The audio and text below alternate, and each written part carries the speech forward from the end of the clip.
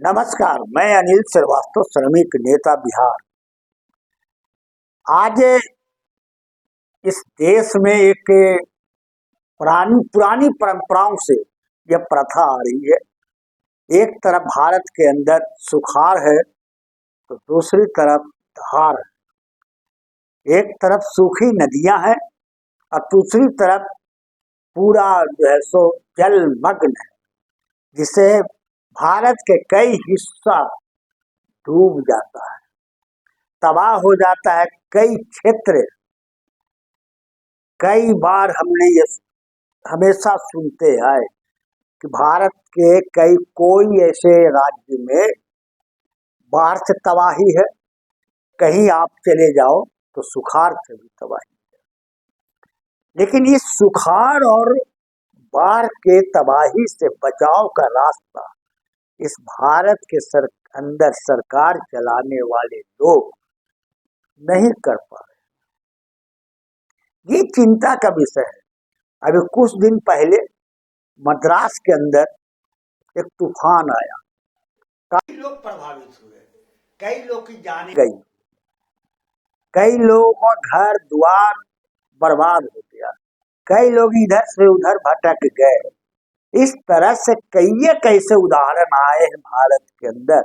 चाहे आप इस राज्य के अंदर देखो, उत्तर बिहार का उदाहरण हो, हर जगह बाढ़ से तबाही। अब कहीं कहीं आप ऐसा देखो कि पूरे सुखाड़ हो जाता है। लेकिन आखिर इन दोनों के कारणों का निदान हम कैसे करें, इस पर भारत की सरकार विचार नहीं कर पा रही है। कुछ लोगों ने, महापुरुषों ने अपनी राय भी व्यक्त किया। जैसे भारत के पूर्व प्रधानमंत्री स्वर्गीय अटल बिहारी वाजपेयी जी ने यह कहा था कि यदि सुखाड़ नदियों को बाहर वाले नदियों से जोड़ दिया जाए, बाढ़ वाली नदियों से जोड़ दिया जाए, तो सुखाड़ का अभाव खत्म और बाढ़ का भी अभाव खत्म हो जाएगा। न केवल अटल जी ने कहा था, अटल जी की सरकार ने नहीं केवल कहा था, राष्ट्रपति स्वर्गीय डॉक्टर APJ कलाम ने भी यही वक्तव्य दिया। इससे, इस बीमारी से निजात पाने का एकमात्र यही कारण है कि यदि भारत के अंदर बाढ़ वाली समस्याओं को अगर सुखाड़ वाली समस्याओं से अटैच कर दिया जाए तो समस्याओं का निदान हो सकता है। आप चले अब एक उदाहरण में गया शहर, फल्गु नदी सूखी रहती है हमेशा, जिसके लिए मैंने बहुत प्रयास किया। 14 वर्ष तक मैं इस आंदोलन को चलाया कि सूखी फल्गु मांगे पानी। हमने ये बार बार प्रस्ताव रखा केंद्र सरकार के सामने कि अगर ये फल्गु को कई नदियों से जोड़ दिया जाए तो शायद फल्गु में पानी आना शुरू हो जाए। अब अगर फल्गु में पानी आना शुरू हो जाए, सालों भर 2 फीट 3 फीट पानी रहे, तो इस नदी की शोभा और बढ़ जाएगी। क्या भाई? तो नदी का अर्थ जलाशय नदी हो जाएगा। लेकिन हमारे इस प्रस्ताव और सुझाव को राज्य की सरकार, वर्तमान की सरकार ने नकारते हुए उन्होंने एक प्रस्ताव रख दिया कि भाई नहीं, हम गंगा से पानी लाएंगे। जो पिछले वीडियो में भी मैंने कहा था कि फल्गु में हम गंगा का पानी लाएंगे। जनता बड़ा खुश हो गई, गंगा का पानी आ रहा है, गंगा का पानी आ रहा है। डैम भी बना, 3.25 अरब रुपया का खर्च भी हुआ। सुनते हैं सर, क्या सही है क्या गलत है ये हम नहीं जानते, लेकिन डैम बना तो लोगों को लगा कि अब क्या तो गंगा रहेगी और वह गंगा का पानी लोगों को मिलेगा। लेकिन डैम रहने के बाद नतीजा क्या निकला? पानी फिर वहीं को वहीं खत्म हो गया। और अब तो ऐसी स्थिति हो गई कि आधा फल्गु में पानी है और आधा नहीं है। नहीं भी है, आज भी फल्गु में पानी नहीं है, थोड़ा सा पानी है। डैम रहने के बाद भी पानी है, कहाँ गया गंगा का पानी? इसलिए अगर ये मुहिम को चलाना ही था 3.25 अरब रुपया खर्च करना था, तो जो मैंने प्रस्ताव रखा कि 3 फीट कम से कम पानी या 2 फीट पानी केंद्र सरकार कई एक नदियों से, जैसे इंद्रपुरी हो, कोइलवर हो, सोन नदी हो, इन लोगों से जोड़ करके अगर डैम बना थी, बांध बना दिया जाता तो शायद फल्गु में पानी आते रहता, लेकिन नहीं हुआ, सफल नहीं हुआ।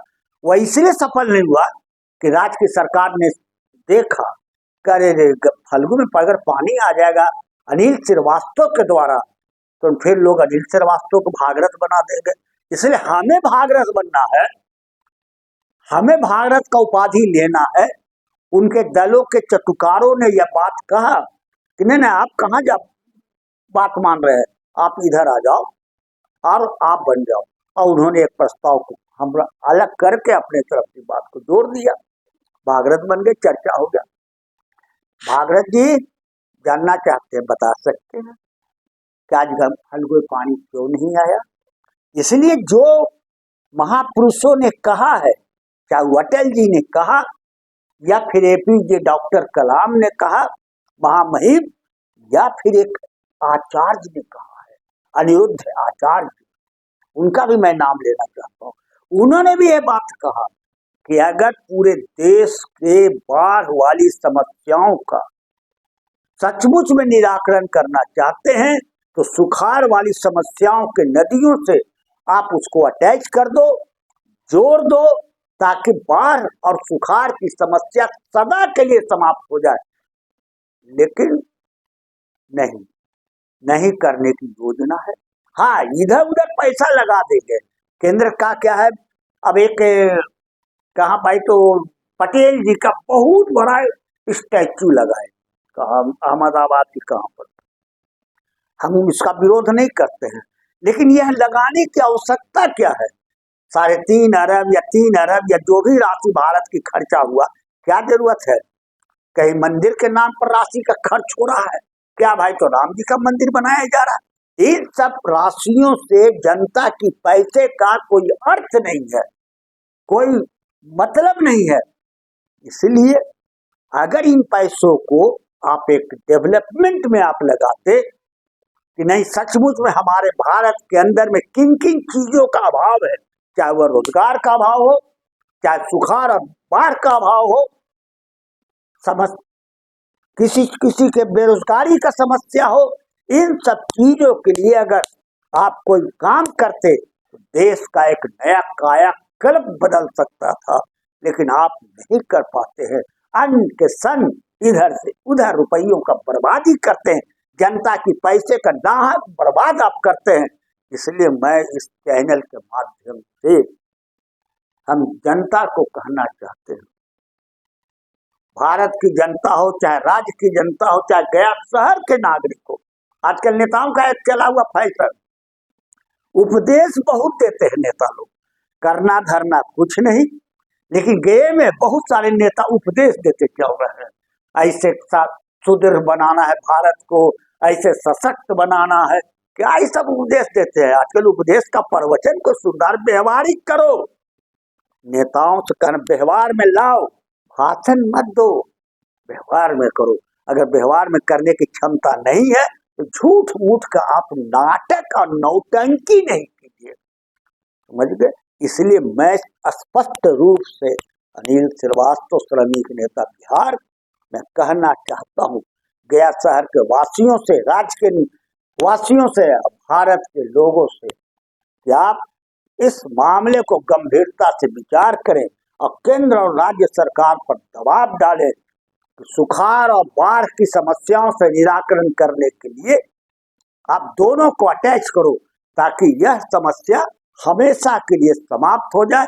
न आप तबाह हो, न लोग तबाह हो और न बर्बादी हो, हम लोग आराम से रहें। ये मेरा इस चैनल के माध्यम से कहने का ये अर्थ है। इसलिए मैं आप तमाम लोगों से निवेदन करता हूं कि आप भारत की जनता जो 1 अरब 40 करोड़ की आबादी है, वह इस मामले को सरकार के सामने रखे। अगर हमारी सुझाव पसंद आया हो यहाँ के लोगों को, तो हमारे चैनल को लाइक करें, सब्सक्राइब करें। राष्ट्रीय जन कल्याण समिति गया का चैनल का बस लाइक करें, सब्सक्राइब करें, ये हम निवेदन करना चाहते हैं। और फिर कमेंट्स करें कि क्या मेरा सुझाव सही था या नहीं था, ये आप हमको कमेंट करें। धन्यवाद। मैं अनिल श्रीवास्तव, श्रमिक नेता बिहार। मेरे साथ कैमरा में सुहानी कुमारी साथ। धन्यवाद।